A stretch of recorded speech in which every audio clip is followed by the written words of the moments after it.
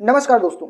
उत्तर प्रदेश में 9 सीटों पे विधानसभा उपचुनाव के वोटिंग से 18 घंटे पहले एक जाने माने विशेषज्ञ योगेश यादव ने अपना अपना सर्वे बताया है। यानी कि योगेश यादव जो जाने माने विशेषज्ञ हैं, खासकर चुनाव के सर्वे को लेकर, उनका मैं सर्वे आपको बता रहा हूँ। उसी के साथ साथ कई ऐसे बड़ी कंपनियों का सर्वे बता रहा हूँ जो उत्तर प्रदेश के इस उपचुनाव के सर्वे को जारी किए हैं। और इसी के साथ में मैं पिछले 2022 में जो चुनाव हुआ था विधानसभा का, उसमें कौन सी पार्टी की सीट पर अपनी बढ़त दर्ज की थी, कौन सी पार्टी दूसरे नंबर पर रह गई थी और कितने वोटों के मार्जिन से, ये भी मैं आपको बताने वाला हूं।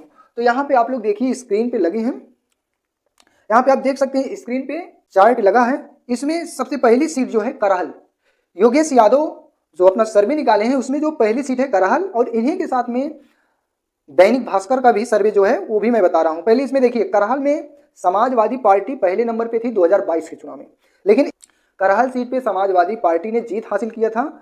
और दूसरे नंबर पे पार्टी थी बीजेपी दूसरे नंबर पे थी, और समाजवादी पार्टी ने 67,504 वोटों से अपनी जीत दर्ज की थी। वहीं पे दूसरी सीट जिसपे उपचुनाव हो रहा है कुंदरकी में समाजवादी पार्टी पहले नंबर पे थी, दूसरे नंबर पे भारतीय जनता पार्टी यानी कि बीजेपी थी। यहाँ पे जो समाजवादी पार्टी के प्रत्याशी जो अपनी जीत दर्ज किए थे, 42,162 वोटों से जीत दर्ज की थी। अब कुंदरकी से भी समाजवादी पार्टी का जीतना तय है और करहाल से भी समाजवादी पार्टी की बढ़त बन रही है, और इन दोनों सीट पे समाजवादी पार्टी जीतेगी, क्योंकि एक पे 67,000 का अंतर है और दूसरे पे 43,000 का अंतर है समाजवादी पार्टी के जीतने का। तो वहीं पे अगली सीट आती है शीशमऊ, जो कानपुर की शीशमऊ सीट है, नसीम सोलंकी जिसपे चुनाव लड़ रही हैं। इस पे समाजवादी पार्टी ने 12,268 वोटों से जीत दर्ज की थी। वहीं पे इरफान सोलंकी को इस समय आगजनी के मामले में जेल हुई है, तो कहीं ना कहीं महिला तौर पे उनकी पत्नी को उतारा गया। उनकी पत्नी को सहानुभूति के तौर पे वहां के स्थानीय लोगों में माना जा रहा है कि वो जीत हासिल करेंगे। अगली जो सीट है कटेरी में समाजवादी पार्टी जीती थी, और दूसरे नंबर पे निषाद पार्टी थी। दूसरे नंबर पे निषाद पार्टी थी। अच्छा, निषाद पार्टी और समाजवादी पार्टी में जो वोटों का अंतर था वो था 15,537 वोट का अंतर था जीत हार का। वहीं पे गाजियाबाद में बीजेपी जीत दर्ज की थी और दूसरे नंबर पे समाजवादी पार्टी रही। और दूसरे नंबर पे जब समाजवादी पार्टी रही तो बीजेपी के प्रत्याशी को यहाँ से मिले थे 74,341 वोट, 74,341 वोट मिले थे। यानी कि गाजियाबाद से भारतीय जनता पार्टी इस बार जीतेगी, उसमें दो राय नहीं है। भाजपा का यहाँ पे एक सीट मिल रहा है अभी तक। इन 5 सीटों में एक सीट अभी तक भाजपा जीती, यानी कि गाजियाबाद, इसको जीत सकती है, उसमें दो राय नहीं है, वो जीतेगी भी। और वहीं दूसरी सीट है खैर से बीजेपी जो है पहले नंबर पे थी और उसको जीत भी हासिल हुई थी। दूसरे नंबर पे बीएसपी थी, अब बीएसपी दूसरे नंबर पे थी।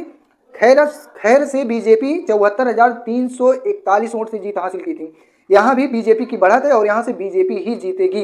यानी कि अभी तक 6 सीटों में 2 सीट बीजेपी और 4 सीट समाजवादी पार्टी के खाते में जा रही है। वहीं पे अगला है मझवा विधानसभा।